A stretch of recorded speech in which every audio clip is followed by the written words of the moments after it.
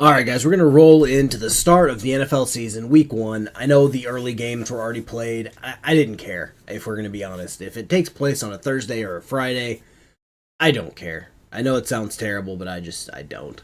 So we're going to roll in week one, Cardinals versus Saints. I want the Saints to be good, but it's going to be the Cardinals. They just have much more going for them at this point. We're going to move to the Raiders, Patriots. Probably the Patriots again, pulling for the Raiders, but probably the Patriots. We're going to go Buccaneers, Falcons. This is probably going to be the first, 100% Buccaneers over Falcons. Yeah, easy day. Steelers versus Jets. I'm a big Aaron Rodgers fan. Hate him or love him, he's a better quarterback than Josh Fields. I'm going to go with Steelers. The Jets receiving room, the receivers, tight ends, running backs, they're going to be saying, holy shit, Justin Fields isn't Aaron Rodgers when they're not getting the ball and he's just running everywhere. Dolphins, Colts. The Dolphins are injury prone, but it's week one. Everyone should be healthy, God willing. So they're probably going to just stomp the Colts. Giants, Commanders. I'm going to go with Commanders. That's an easy pick. Apparently the Giants have a package or two for Jackson Dart. Will that matter? Probably not. So there's that. Panthers, Jaguars. I don't like the Panthers. I like the Jaguars. I'm pulling for Travis Hunter. Apparently he's going to be used as a primary second receiver and occasionally a cornerback, so do with that information what you will. Bengals, Browns. I want the Bengals to win. I want them to stomp the Browns out. I want I want Joe Burrow to put up 1,000 yards passing and 12 touchdowns. Is that because Joe Burrow is my starting quarterback in fantasy?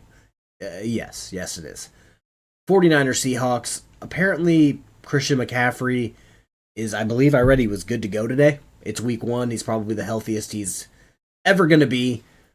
I'm going to go with the 49ers. I don't trust the Seahawks as far as I can throw them. Titans, Broncos. I wasn't expecting the Broncos to be as good as they were last year. And the Titans are still garbage. So yes, I'm going to pick the Broncos.